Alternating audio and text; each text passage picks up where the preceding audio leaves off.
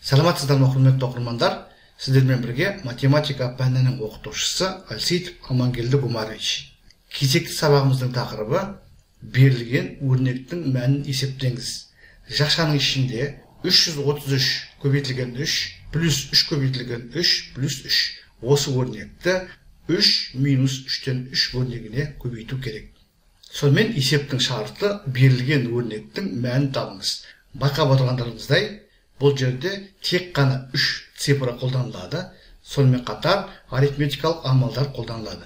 Жалпы жағдайда белгілі бір цифрды бірнеше рет 4 арифметикалық амалды, жақшаларды дәрежелеу мен факториалды қолданып, өрнектің мәнін есептеуге есептер беріледі.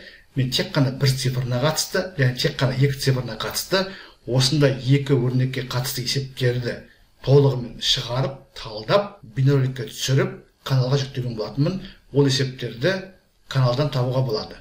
Ол роликтерге сілтемелер осы роликтің жоғары жағындағы жүгіртпеге шығады. Сонымен қатар роликтің астындағы жазбаларда сол роликтерге сілтемелер тұратын болады. Кімге қажет қарап алыңыздар.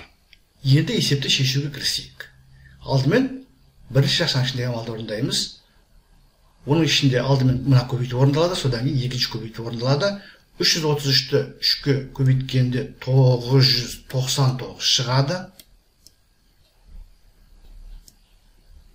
3-ті 3-ке көбейткенде 9 шығады.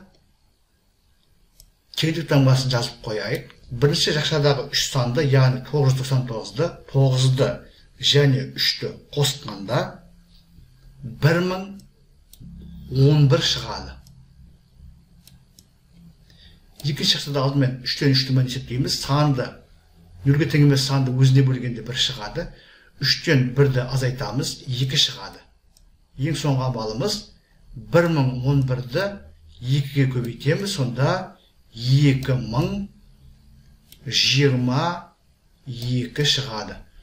Сонымен біз есепті толығымен шешіп жауабын алдық. Есептің жауабы 2022. Бұған дейінгі 2 роликте айтқандай, бұл есепті кері бағытта қолдануға болады. 3 цифрын 4 арифметикалық амалды, яғни қосу, азайту, көбейту, бөлу амалдарын, дәрежелеуді, факториалды және жақшаларды қолданып, 2022 санын қалай алуға болады. Есепті осылайда қоюға болады. Бұл 2022 жылға, яғни жаңа жыл мерекесіне арналған есептердің бірі. Менің көрсетіп отырған мысалымда 3 цифрын дәл 10 рет қолдандық. Мен бұдан аз цифрлар санын қолдану жағдайын таба алған жоқпын әзірге. Басқа бір-екі жағдай бар, онда цифрлар саны 10-нан көбірек. Егер сіздер таба алсаңыздар, кез келген мысалыңызды комментарийға жазыңыздар, біз оны тексеріп талдайтын боламыз. Сіздерге барлығы да түсінікті болды ғой деп ойлаймын. Егер сұрақ болса комментарийға жазыңыздар. Мен әдеттегідей әрбір сұраққа, ұсыныс пікірге ескертуге, уақытымен және нақты жауап беруге тырысатын боламын. Зейін қойып тыңдағандарыңыз үшін көп рахмет. Келесі кездескенше.